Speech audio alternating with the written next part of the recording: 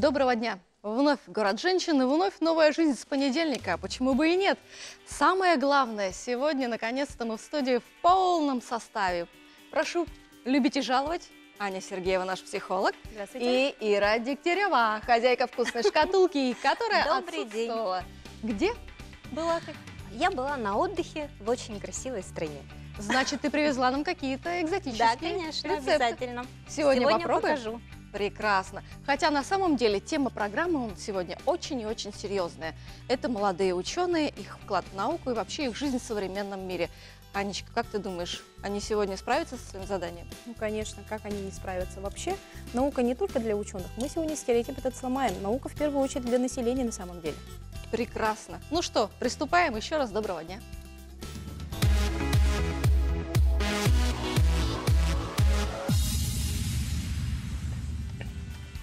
Я полагаю, что молодые ученые, да не только молодые, любые ученые, вряд ли в своей жизни прислушиваются к гороскопам. Но, как говорится, Богу Богова, Кесарю Кесарева, давайте-ка все-таки мы с вами заглянем в этот астропрогноз и узнаем, чего ждать от дня, а то и от недели.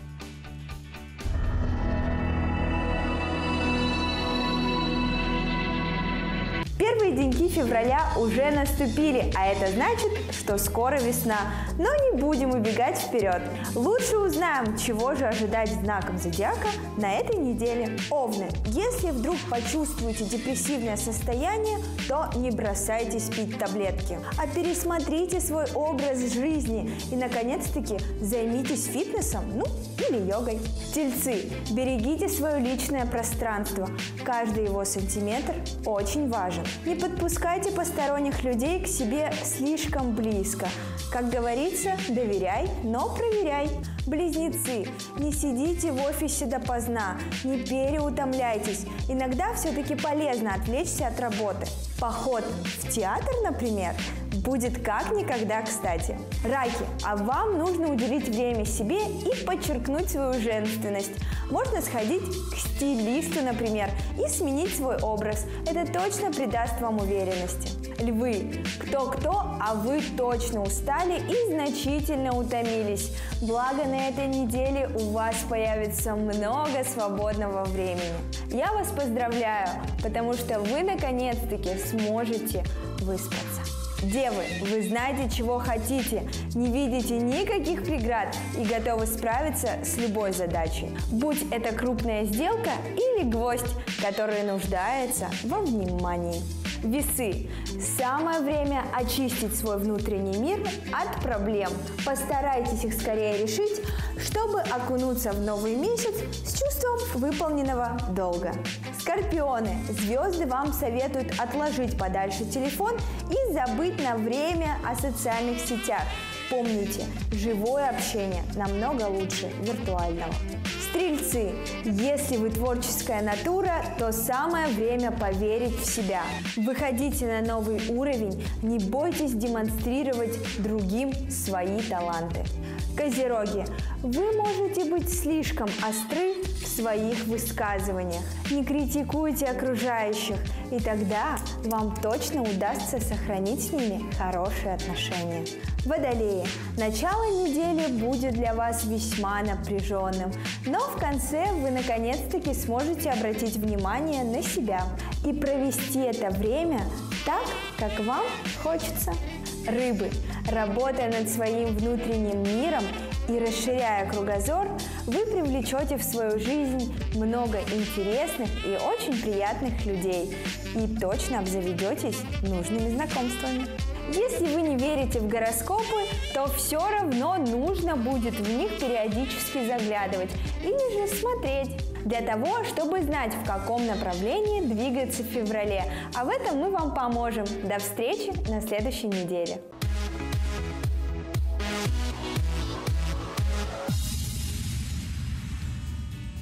И рада была бы я принять помощь, но опять пропустила свой знак зодиака. И даже я, не будучи ученым, написала бы все-таки курсовую, поскольку на научный труд это не тянет, причины пропуска астрологического прогноза своего знака зодиака. Я полагаю, что с этим сталкивается очень много женщин. Ну, все, об астропрогнозе все. Давайте перейдем к нашей теме. Сделаем мы это прямо сейчас в рубрике «Счастье быть собой».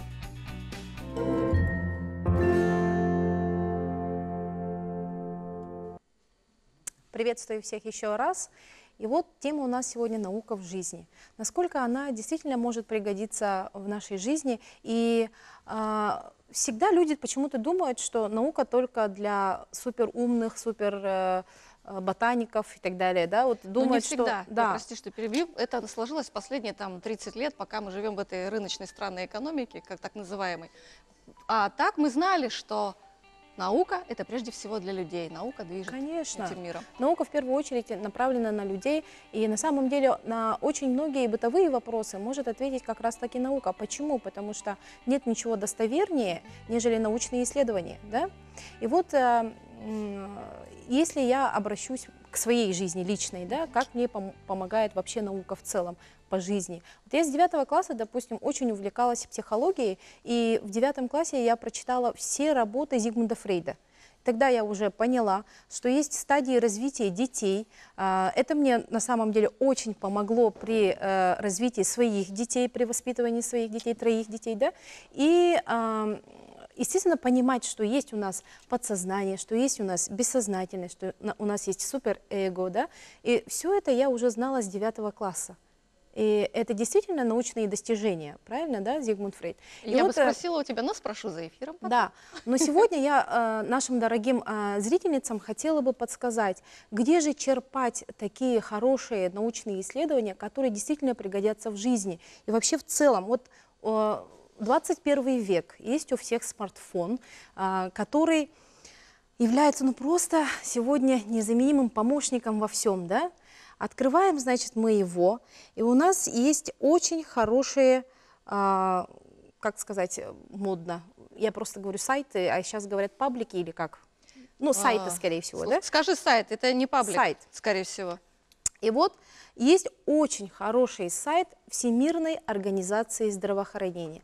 Все то, что касается здоровья ваших детей, все то, что касается воспитания даже, можно сказать, все то, что касается каких-то лекарств. Здесь есть поисковик, и Всемирная организация здравоохранения, вот, смело можете обращаться к этому сайту. Почему? Потому что все построено на научных исследованиях, и они действительно очень являются правдоподобными. Да?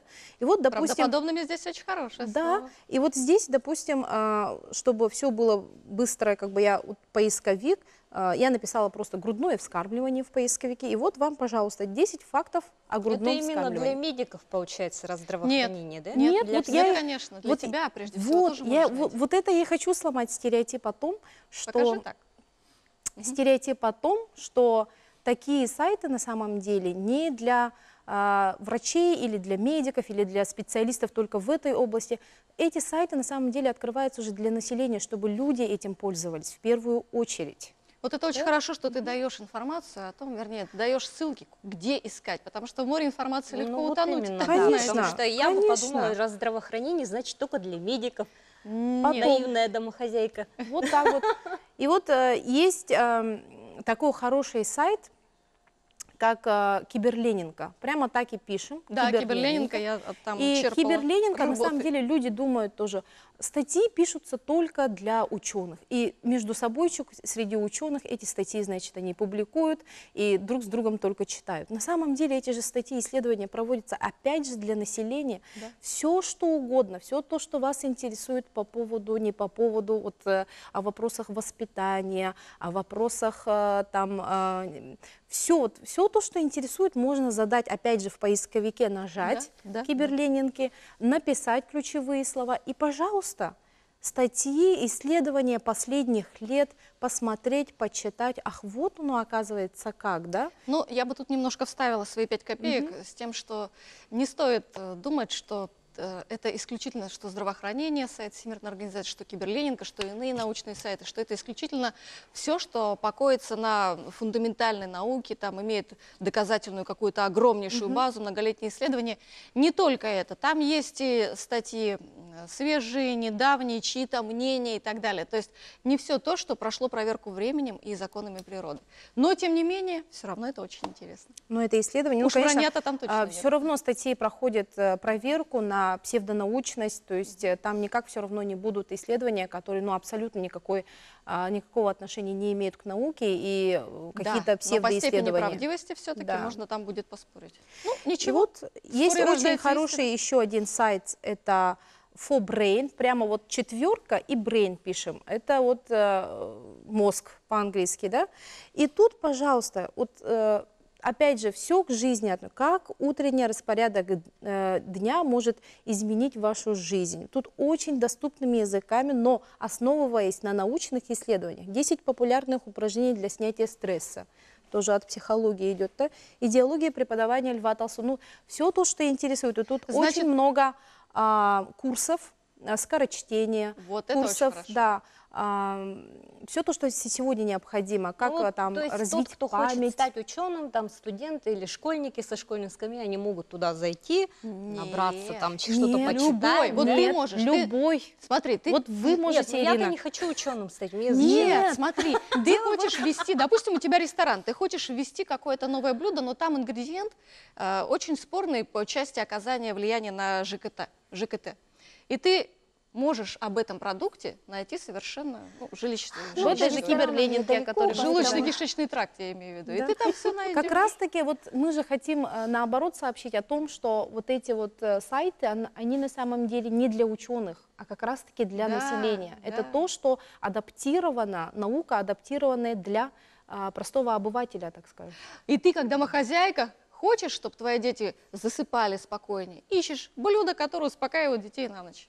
Пожалуйста, тебе найдут те, которые не вредят здоровью, но на сайте здравоохранения. На сайте здравоохранения, возможно. Запомните. Сайт не здравоохранения, а именно Всемирной организации здравоохранения. Про сайт здравоохранения мы еще поговорим. Очень хорошо. Сделаем мы это, наверное, совсем скоро. Да. Вообще, тема у нас, конечно, довольно обширная, и поэтому я полагаю, что мы найдем время поговорить и о сайте здравоохранения. Ну, все-таки ты сама пользовалась этими сайтами для себя лично? Конечно. Все мои дети воспитаны с помощью этих сайтов, и развивались они, и грудное вскармливание, как правильно, все это было из этих сайтов. Жду вундеркиндов, впереди реклама.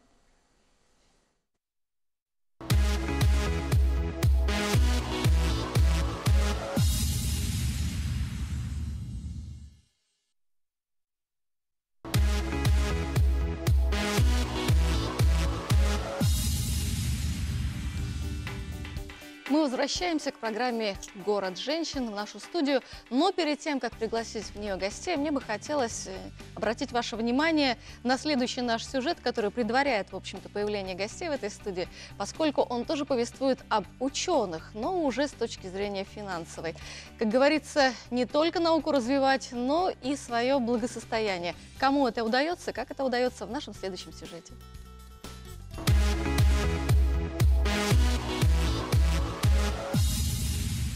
Сколько зарабатывают ученые? Вопрос интригующий и весьма интересный.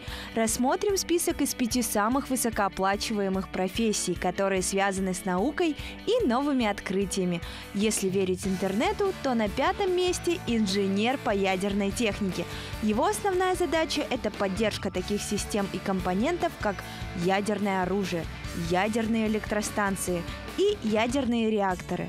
Представители данной профессии могут работать в сферах медицины, экологии и информационной технологии. Средняя годовая зарплата, внимание, почти 800 тысяч рублей. На 4-м месте красуется инженер по аппаратному обеспечению. Эта работа предполагает профессиональную подготовку в области электротехники, компьютерного тестирования, дизайна.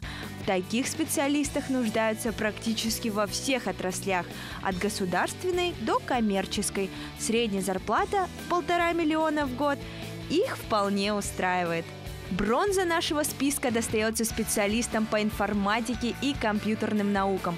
Ведь не секрет, что с веком технологий данная профессия становится еще востребованнее. Занимаются они теоретическими проблемами программирования и обработкой данных, а также решают задачи, связанные как с программным, так и с техническим обеспечением. А в год за это получают больше 2 миллионов рублей. На второй строчке расположились физики, которые активно вовлечены в актуальные научные исследования. Кто-то из них выдвигает теории и находит новые законы, объясняющие явления в природе, а другие специализируются на практических приложениях физических законов, а получают за год они, если очень-очень постараются, 2,5 миллиона. Итак, титул самой высокооплачиваемой профессии получает инженер-нефтяник. Именно благодаря этой специальности разрабатываются способы улучшения добычи черного золота и, конечно, газа. Область нефти и газодобычи постоянно нуждается в новых инструментах и методиках и готова щедро расплатиться с разработчиками. Получают они около 3 миллионов рублей в год. Но никогда не стоит забывать о том, что заработок во многом зависит от труда и стремления достичь цели.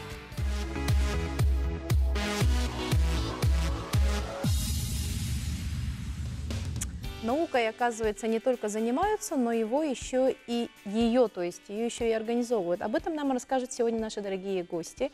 Это Нинель Малышева, кандидат филологических наук, заместитель начальника управления научно-исследовательских работ СВФУ, председатель молодых ученых, Совета молодых ученых СВФУ, и Артур Федоров, доцент-исследователь СВФУ, председатель научно-образовательного фонда поддержки молодых ученых Республики Саха-Якутия. Здравствуйте. Здравствуйте. Ну что, Нинель, расскажите нам, пожалуйста, вот кто такой организатор науки и как можно его организовывать? Мы думали только, что наукой занимаются, на самом деле, как о процессе, да. Да. А оказывается, это еще что-то, что нужно сорганизовать, не только мыслительный процесс, видимо. Ну, в частности, в Северо-Восточном федеральном университете организацией науки студентов, преподавателей занимаемся мы, Управление научно-исследовательских работ.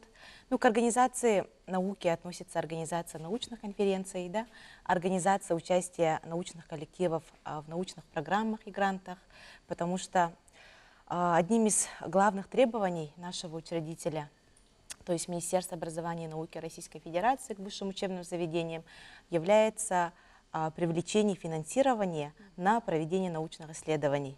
То есть в течение года мы на одного научно-педагогического работника должны привлекать более 80 тысяч рублей. По итогам 2017 года, к радости, да, мы выполнили данные требования министерства впервые в нашем университете. А от чего, простите, оно зависит? От активности ученых, которые предлагают свои разработки, какие-то наработки, да, либо от активности тех, кто выделяет эти деньги? Ну, естественно, это зависит не только от активности ученого, да, а зависит от эффективности ученого, потому что при подаче заявок на такие конкурсы научный коллектив должен иметь определенный научный задел. Это именно научные публикации в высокорейтинговых журналах, которые входят в базу данных Scopus Web of Science, да, это наличие ученой степени, то есть в коллективах должны быть доктора наук, профессора, кандидаты наук, а также у них должен быть определенный опыт именно по участию в таких конкурсах. Имея такие показатели, коллектив может выиграть такие конкурсы. А показатели можно менять? Потому что мне совершенно, например, не нравится вот это условие, когда человек должен публиковаться в каких-то значимых, чаще всего за рубежом, журналах. Мне кажется, это излишним. Мне кажется, что надо судить по его разработкам, делам и так далее, потому что, если мы помним, Перельман вообще совершенно против всякой публичности. Он такой человек в себе. Как же тогда судить о его гениальности, о нужности его научных открытий?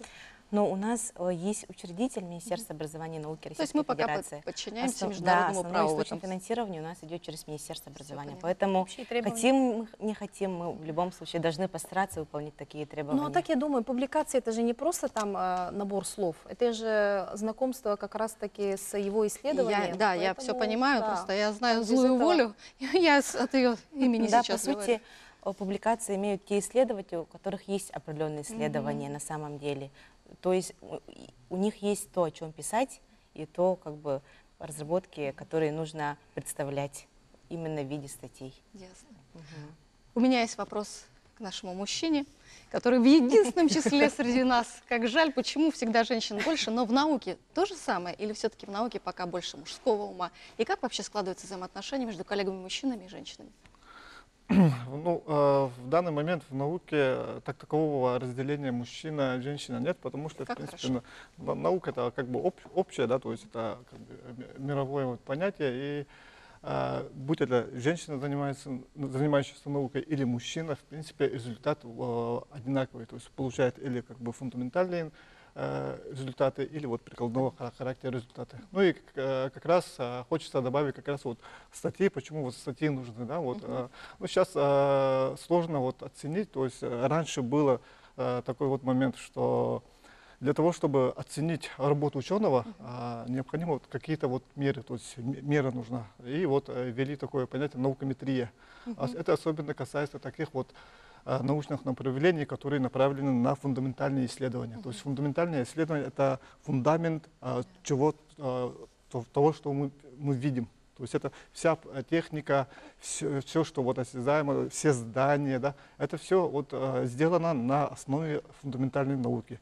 И вот, в принципе, вот результаты вот этой деятельности, мы не можем их, в принципе, затронуть, да, поэтому вот есть такое понятие наукометрия, и это как бы результаты мы их публикуем в виде публикаций, то есть в виде статей, вот наиболее таких весомых журналах. А весомые журналы — это они входят в перечень ВАКа, в перечень Scopus и перечень Web of Science.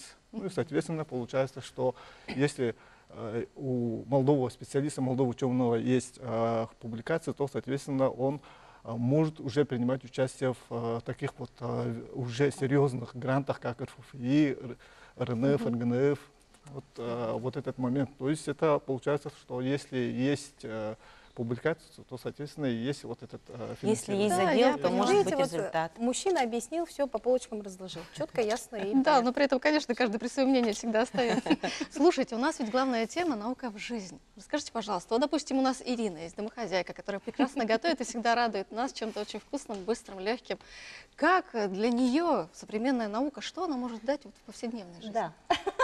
Нет, у меня свой вопрос с кухни. Чем питаются молодые ученые, чтобы стимулировать свою мозговую деятельность, скажем? Ух ты! Да. Это же тоже важно. Ну, это важно, это, можно сказать, сложный вопрос. Мы об этом не думали, да, еще? Ну, в принципе, вот питание, оно нужно для всех, то есть здоровый образ жизни, и вот в том числе и здоровое питание — это необходимо всем, вне зависимости от Профессии, да, от от профессии. специальности. Наукой ли занимается, с другой ли отрасли занят. Ну, вот питание нужно всем. И вот я надеюсь, что вот это питание... Это правда, что мозг так много потребляет? Вы больше едите, чем Да. обычный человек? Шоколадок самом- больше поедаете? Мясо? На самом Рыба. деле нет такого понятия, да? Да. Именно по питанию молодых ученых. и вообще Пора исследователей. научное Это направление зависит, к наверное, от развитию. самого человека, Да, как от он организма. питается, что он любит есть и так далее. Вот такого нету понятия, что именно ученый любит Больше есть питаться. или вообще больше питается. Интересно. Как себя чувствует, вы как девушка, ответьте нам, как себя чувствуют женщины в современной науке? Ну, женщина в современной науке в последнее время чувствует себя более успешно, потому что и вообще вот если смотреть статистику, да, в последнее время количество исследователей женщин, они увеличиваются, количество увеличивается, потому что есть у нас многие доктора наук именно в сфере медицины, их больше докторов наук женщин, чем мужчин. Они достаточно эффективные, у них есть своя научная школа, они выращивают научных кадров, кадров высшей квалификации, да, защищают кандидатские диссертации, аспиранты защищают докторские диссертации. У них много поддержанных грантовых конкурсов. И вообще вот в последнее время, это не секрет, что научные программы грантов, они стали одним из эффективных механизмов стимулирования ученого. Потому что, допустим, в Российском научном фонде есть такие конкурсы, где 80% финансирование, да, идет на заработную плату исполнителей конкурса. Поэтому Превосходно. в последнее время, да, вот гранты стали хорошим стимулом для того, чтобы человек занимался наукой. Но это и для студентов также, потому что у нас есть студенты, у которых имеются определенные гранты, сумма которого составляет 500 тысяч рублей, 2 миллиона рублей, 3 миллиона рублей. Поэтому на самом деле в последнее время наукой заниматься стало успешно и модно среди выгодно, студентов. да? И выгодно, конечно. То есть молодые ученые у нас в Якутии живут хорошо, зарабатывают хорошо. По всей стране теперь они. Это те, у кого, конечно, есть определенный научный задел. Спасибо большое за то, что вы вышли к нам, что вы нашли время для нас. И большое спасибо за то, что вы прояснили для нас очень многие вопросы. Мы прерываемся ненадолго и вернемся в студию после рекламы.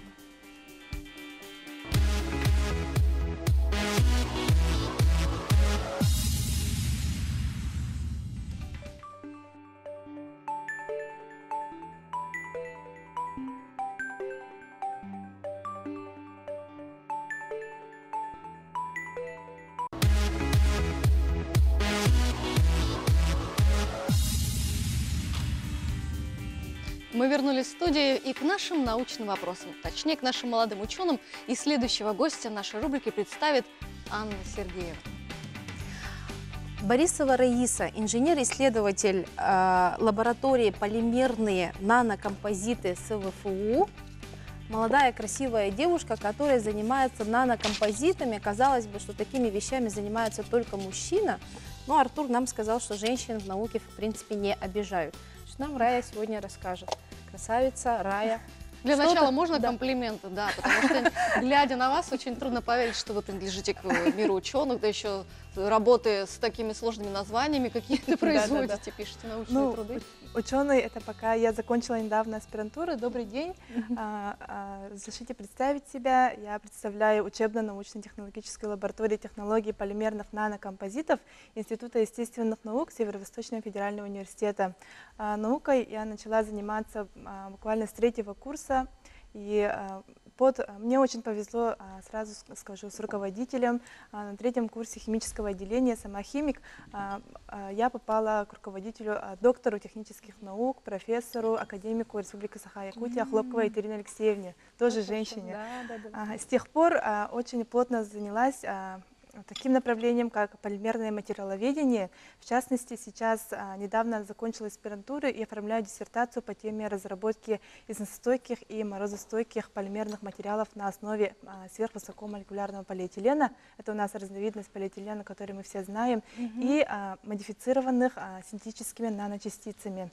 То есть это то, что можно применять уже на территории нашей республики, Да, правильно ну, понимаю? основная где? цель, научное направление нашей лаборатории заключается в том, что мы разрабатываем новые материалы, и они должны быть пригодны для экстремальных условий Крайнего Севера, то есть для нас. То есть материалы должны быть, во-первых, морозостойкие и износостойкие, сохранять свои характеристики в условиях нашего Севера. Это будет, Если честно, я на вообще основе немного не пластмасс. понимаю. Вот полимер это пластмасса. Это в общем, пластмасса. Простыми словами. Окей, Ага. пластмассы, которые не должны будут ломаться при минус 40 градусах. Да, минус 40 до минус 60 должны сохранять свои рабочие характеристики. То есть их можно будет и в строительстве использовать, Да, в и в строительстве, бытовой, бытовой, То есть да. в нашем настроении И тоже. в пищевой, везде можно Можно использовать. тары Полимеры у нас делать, везде, да, из пластмасс, ваших? да. Тары, даже металлы уже начинают заменять полимерами. То есть коррозионная Металлы стойкость, А покрытие. можно асфальтовое покрытие заменить вашим полимером? Я вас прошу, я Очень полагаю, часто оно будет, да, спрашивают, потому да. что оно не ломается, ведь оно и растягивается, Да, потом но- можно растить как-то. Да, можно, но сейчас у нас направление немножко другое. Этим у нас занимается на автодорожном факультете. Но, конечно, мы тоже можем разрабатывать рецептуры новые. Сейчас мы занимаемся именно вот пластмассами и морозостойкими резинами. Как раз таки вот морозостойкие резины занимается очень плотно наш коллега, тоже аспирант, скоро вот выйдет на защиту, Афанасий Дьяконов, к сожалению, он сегодня не подошел.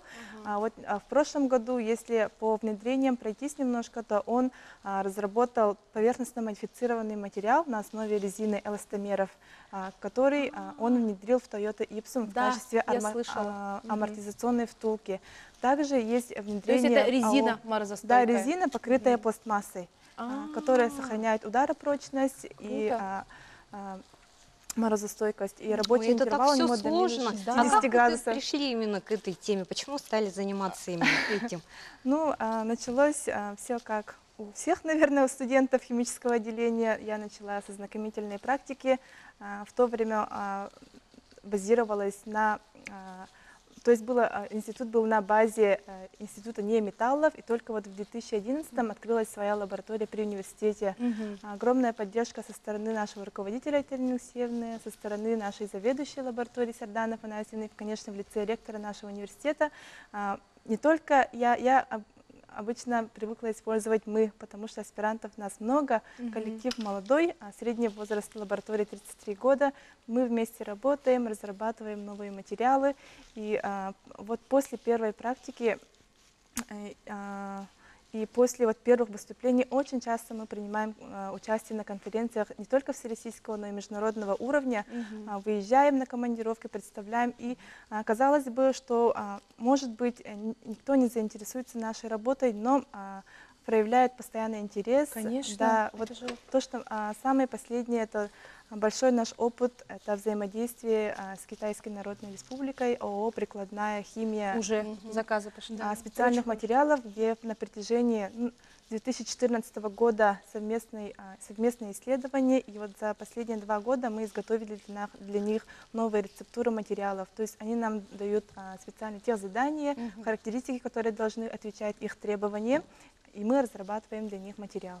Хорошо, них, Рая, нас? давайте вернемся немножко к жизни и спросим. Вот насколько мешает наука, все-таки стереотип же такой, наука, если занимается человек, то день и ночь он замужем за наукой или женат на науке же говорят, а вот в вашей личной жизни наука мешает или все-таки это все вместе идет?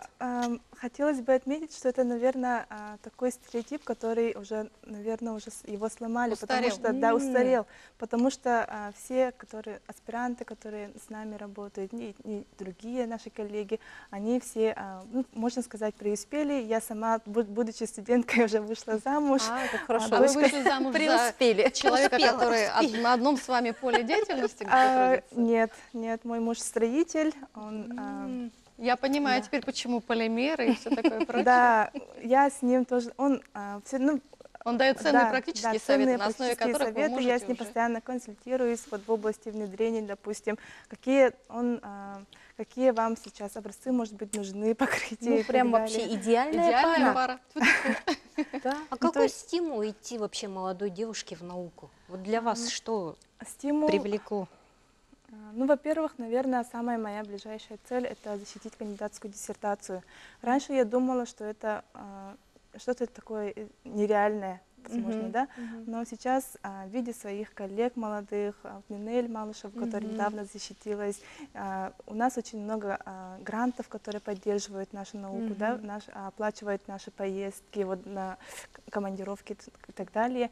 Я поняла, что, может быть, это и реально. И хотелось бы, да, реально. Поэтому я сейчас в процессе, я готовлюсь, и я верю, что я сделаю все. Спасибо большое, Рая. Было очень интересно побеседовать. Да, вы открыли буквально нам мир ученых с новой стороны. И тем более нам очень приятно, что это лицо такое очень симпатичное, такая девушка, и вот целеустремленная. Для всех девушек пример Борисова Рая, что это который занимается полимерными нанокомпозитами. Ну, а мы сейчас нырнем именно туда, куда мы так любим нырять с нашей Анечкой, в нашу вкусную шкатулку. Вы уже заметили, что Ира, когда задавала вопросы, она все-таки задавала свои вопросы, не отрываясь от своего основного занятия, готовя что-то вкусное. Что именно, мы сейчас узнаем.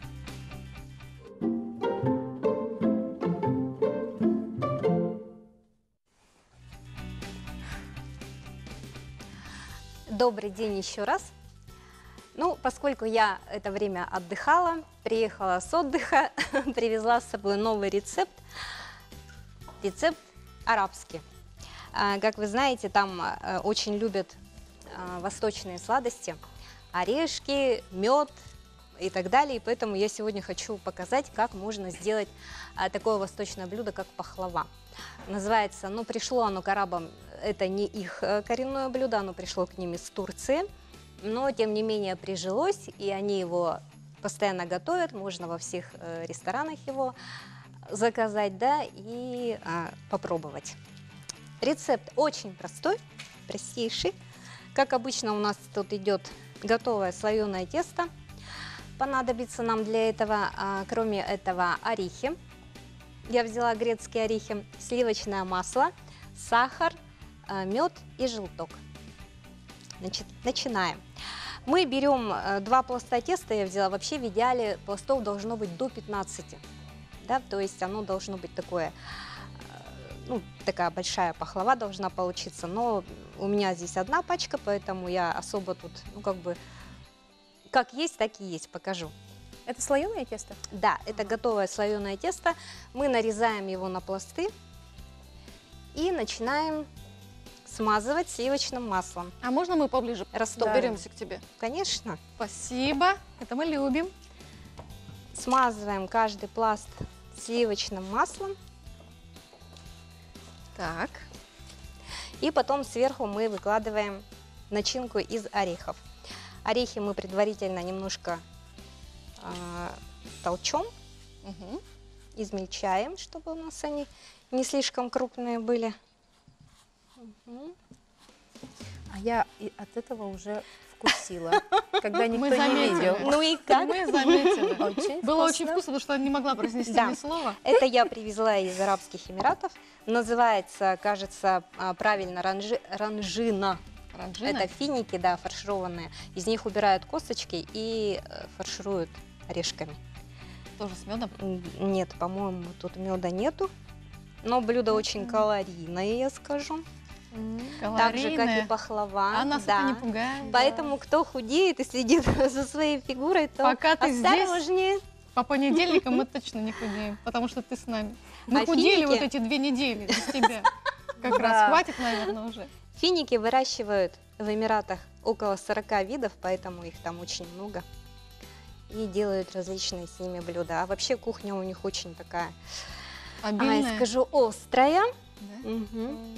Острое, Но скорее. очень вкусная. К каждому блюду они подают соусы луковые или чесночные. Также используются различные пряности. Вот. И А объем, который подается, он какой? Как у нас? Объем? Или всё-таки, ну, не объем, мы как ходили как в арабский хотите. ресторан Да. с мужем. Специально пошли, чтобы там, ну, как бы вкусить вот это впечатление, да? Мгм. И сидели на полу. У нас была скатерть, и туда нам принесли все, что мы заказали. Перед этим, значит, обязательно они дают чечевичный суп, бесплатно приносят. Закуски, там, помидоры, огурцы Но нарезанные. ведь ты же можешь наесться до того, как тебе принесут Да, основное да, блюдо. да. блюдо. А потом Здорово. приносят огромное, просто металлическое блюдо, на котором рис. Если курица, то это пол курицы. Если О. рыба, то это огромная рыба, Так, я просто хочу. вся целиком. Я уже да. хочу туда. Это я уважаю. Так, Вот, времени поэтому мало. Мы успеваем приготовить? Мгм. Успеем. Ну, у нас же потом еще будет время. Хорошо. Равномерно рассыпать. Да, равномерно мы выкладываем. А я полагала, я как-то видела, как готовят классическую пахлаву, там что-то без конца раскатывают, потом в холодильник, опять Да. раскатывают, опять в холодильник. Тесто, Я подумала, никогда. если 15 слоев теста, то его нужно раскатывать, конечно же, Вот, очень да. тоненько. Это я показываю такой рецепт на скорую Экспресс? руку. Да, экспресс. А у Поэтому, нас конечно же, слоеное это... готовое тесто. Мгм. Хитрые мы Да, такие. и тем более М. готовое. Пока девочки готовят, надо прерваться ненадолго на рекламу, потом вернемся.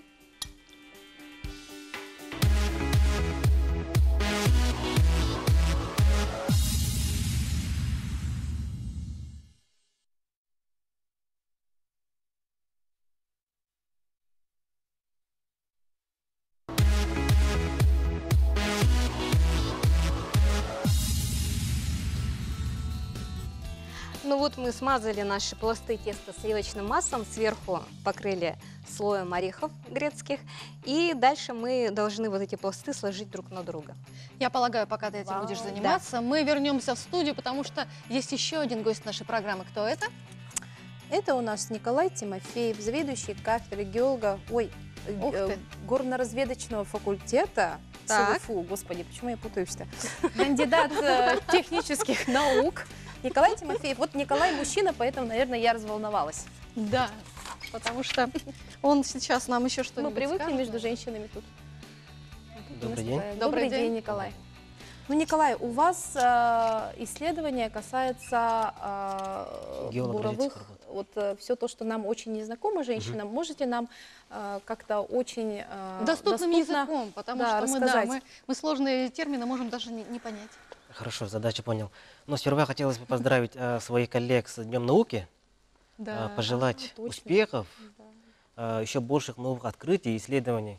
Ну, ведь гранит науки, он многогранный, и сейчас очень много перспектив грызть другие новые грани, да, и так далее. Также хотелось бы немножко рассказать о наших научных исследованиях, которые мы ведем на кафедре у нас. Да? Эта кафедра называется наша «Технология техник разведки месторождений полезных ископаемых» геолого-геологического факультета Северо-Восточного федерального университета. Но наши научные исследования, они ведутся под руководством опытного профессора нашего, это профессор Скрябин Львов Миронович. И наши исследования, они направлены на изучение и совершенствование технологий, техники разведки месторождений полезных ископаемых именно вот в наших якутских условиях. Ух ты. И Полезные ископаемые — это... Прежде всего, нефть, газ. это в том числе это наша первая основная задача, это твердые полезные ископаемые, которые мы так называем, это алмаз, золото, олово, серебро, вот что редкоземельные металлы и так далее. Да? Их много. И потом уже жидкие, это нефть, газ, вода и так далее. Мгм. И ну, отрадно, что наука сейчас привлекает молодежь. И, ну, как уже мои коллеги сказали, наука, она не разделяет на женский и Мужчины и мужской жен- пол. да, Да? как, ну, гендерного нет, да, да, подхода. такого нету. Мгм. И это надо понять. И, Спасибо, мы поняли. И когда мы говорим про науку, ну, наша кафедра, мы принимаем выпускников школ, да, только вот молодых ребят, парней только, да. У нас нет такого, вот, у нас профессия такая мужская, поэтому мы вот прекрасную половину человеческой не берем, да, к себе. И, ну, буровые работы, сами понимаете, это полевые условия, да, тяжелый труд и так далее. То есть, и отрадно, что наши молодые студенты, они активно начинают заниматься наукой. Они проявляют свой интерес, активно участвуют, мы их вовлекаем в свои процессы исследования и так далее.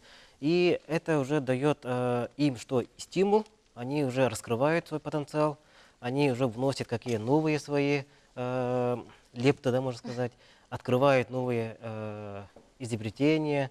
Ну, в общем, они нам помогают. Очень хорошо. Конкретно, Николай, если вернуться к вашему исследованию, вот что вы открыли нового? Всем, Хорошо. наверное, Или интересно. разработали Да. что-то, Да, доработали. я вот сейчас буровым расскажу. именно. И благодаря вот моему руководителю Скрябину Льву Мироновичу и руководству Алмаза Набара, нашего якутской компании алмазодобывающей, нам удалось разработать и изготовить новый вид бурового снаряда, который мы называем шнеко-колонковый буровой снаряд. Он предназначен для бурения скважин именно вот больших диаметров при разведке рассыпных месторождений алмазов. Но месторождения вот алмазов, они разделяются на два типа, да, коренные и рассыпные. Рассыпные — это которые распространены по всей площади, да, поверхности Земли. И сейчас вот разработка ведется и разведка ведется таким вот устаревшей технологией. Это называется, термин такой буровой, да, это шурфопроходка. То есть взрывают и потом вручную это все сгребают, да, пробу. И с каждым взрывом выработка углубляется. Вот то, что мы видим трубку МИР. А вы не будете Это- делать такую Нет, трубку? Нет, Или, у нас, или у это нас другое трубка мира — вообще? это карьер, да, это другое. карьер, Это да. другое, да. А у нас Боже, это я горная вообще не выработка. разбираюсь, ну извините. У меня Да, мама я геолог. понимаю, да? Попробую сейчас объяснить. Допустим, когда вот взрывается горная выработка, шурф, да, называется, да, и с каждым взрывом она углубляется на некоторый интервал. И после каждого взрыва спускается человек, и оттуда вручную собирают пробу, которая разрушена, да, вот массив горный. Наша задача, чтобы там не было такого, чтобы человек спускал только выработку, да, а все сверху сделала механизированно, то есть буровое оборудование. И это как раз-таки вот позволит механизировать вот весь сложный процесс, и самое главное — это безопасность ведения Понятно. работы. То есть да? вы механизировали. Или всё. же- Вот, А я-то думала, а вдруг вы что-то открыли такое, когда взяли и прям просветили все насквозь и смогли определить и состав, И там лежат толщину, такие пока, к красивые- сожалению, и этого нету. солегание, да? Да, и собираешь прямо вот так. Ну, вот в так. скором времени такое будет. Очень хорошо. Круто. Вы знаете, у нас основная тема – это все-таки наука в жизнь. Но я хочу от обратного пойти. А что вам дала наука? Наука. В В первую Да. очередь это стимул, это достижение своих То есть вы намеченных планов, раскрываете, да, свои какие-то вот, и таланты. потенциал. Вот, Да. И хотелось бы сказать, что я Но с вот деньгами же после- это не связано, надеюсь. с деньгами. Ну, конечно, мотивация есть материальная. Да? Но? Сейчас современное время, сегодняшнее время, молодежь, мы заинтересованы материально все равно, да? Выгода все равно нужна. Да? Ну, конечно, Потому как что без содержать этого? семью Мужчина А и так каким далее, так основным далее, да? качеством должен обладать человек, который идет в науку? Еще раз? Не расслышал. Каким основным качеством должен обладать человек, который хочет заниматься наукой? Любить, наверное, свое дело. Конечно, энтузиаст, самое главное, первое, должен быть энтузиастом. Самое главное еще понимать свою профессию, идеологию, и должно подойти фундаментально к проблеме. А То есть вот за основу. вы можете, Николай, сравнить науку и спорт? Очень сложно, потому что у меня есть они не направление похожи? техническое, да, они не похожи. Но Ну, в плане того, спортсмен что вот и ученый — это все-таки спортсмен, совсем я вот- разные люди, да? я Спортсмен могу разного ошибиться, достигает, да. ученый продолжительность Почему Вот разово-то? именно, да, Он всю свою комплексно, жизнь цикловой, да, идет к идет. тому, чтобы стать олимпийским чемпионом. Он свою Нет. жизнь кладет. Видишь, как много параллелей мы Просто нет. сегодня провели. Огромное вам спасибо, что вы, молодой ученый, нашли все-таки в плотном Спасибо. графике своем. Совершенно выкроили несколько минут для нас. И так прекрасно нам рассказали о том, что для нас Да. было, оказывается, даже неизвестно. Очень приятно, что вы неизвестно. И все-таки, наверное, нужны амбиции, да, для того, чтобы стать ученым. обязательно, В первую очередь. обязательно, да. Нужны. Ну что, мы возвращаемся к нашей Ире, возвращаемся в нашу шкатулку, потому что там уже что-то готовится вкусное, и запахи невообразимые в студии стоят. Мгм. Я уже подготовила, вы можете подойти. Ой, а можно я чашку Еще сразу раз. чаю прихвачу с Мгм. собой? Значит, я уже намазала пласты, Немножко, конечно. как говорила до этого, сливочным маслом. Сверху выложила слой орехов и друг на друга все это выложила. Вот эти пласты, они у нас друг на друга. И еще раз говорю, что в идеале пахлава должна быть до 15 слоев. Вот, у нас получилось 4. Ну ничего, это нужно было раскатывать тонко. Если мы делаем дома в домашних условиях, то Ничего страшного, да? ничего Что страшного. она да. толстенькая такая. Самый верхний слой, она такая и должна быть. Мгм. Да. Сверху мы смазываем ее желтком. Так. Как все аккуратненько ты делаешь. А желток А я бы он уже... делает... Он ее делает румяной, подрумяненной, блестящей, такой глянцевой, придает глянец. А можно это утром кушать, днем кушать или вечером? Ну, как Если ты не боишься хотите. за свою талию, я полагаю, Если ты можно не и ночью. боитесь, да, потому что, Сказать как ночью. говорят, в 100 граммах пахлавы содержится где-то около 1500 калорий. Я надеюсь, это отпугнет сейчас от пахлавы всех остальных, и я ее съем одна. Нет, конечно, это никого не Ну, пугает. иногда можно. Иногда Почему можно. нет? Ты сама, когда была в своих южных краях, Мгм. вообще налегала на это лакомство или не очень? Нет, это я Вот не... это мы заметили, что нет. Я там заказывала в основном рыбу, потому что я очень люблю рыбу. И там есть такая рыба, называется хамур. Так. Это деликатес, морской окунь. И И тебе очень понравилось. они его так готовят, ну я не знаю, это вообще все, что мясо, курятину, да, они едят говядину, баранину и козлятину. Свинину не едят, потому что мусульмане едят курицу и птицу. Понятно. Курицу. Курица не птица. И как они Сама готовят? Вот, Они они вот ее в таком готовят. большом... У них особая такая тепловая обработка, да, то что они не используют масло при этом, но раскаливают сковородку до такой степени, до 300 градусов у них температура Что она доходит. сразу буквально Да. все запечатывает. И да?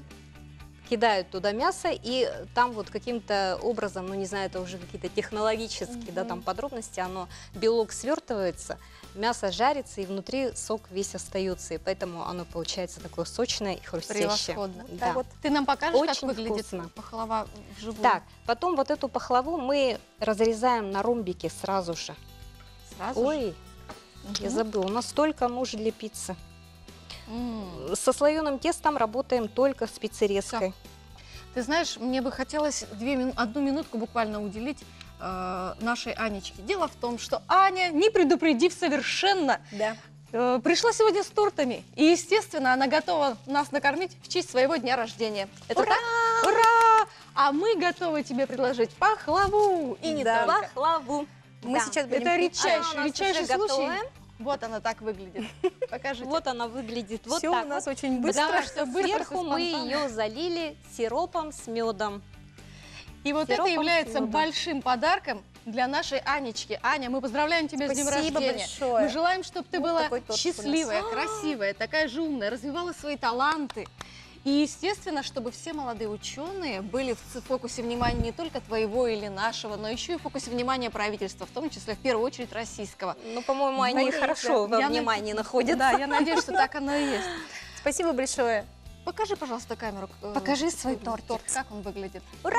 С днем рождения, С Аня! днем рождения! Happy birthday to you! С днем рождения тебя! С днем рождения! С днем рождения! С днем Да. рождения! У меня вообще тебя! первый день рождения в прямом эфире. Это Ну, вот, супер. конечно... Это очень знаково, я считаю. Да. И поэтому, надеюсь, твоя жизнь Осталось с в этого истории. момента. Да. Да. Юбилейная дата. Пишите, что? звоните, мы Да, вас вот любим. Мы вас любим и очень ждем. До Вы знаете, следующих где встреч. найти нас в Предлагайте свои Инстаграме. рецепты. Да. Так-так. Ну все, я надеюсь, что сегодня наш день удался, понедельник удался, значит, и неделя пройдет просто великолепно. Всем удачи, счастья и любви. Пока. Пока-пока. Удачи!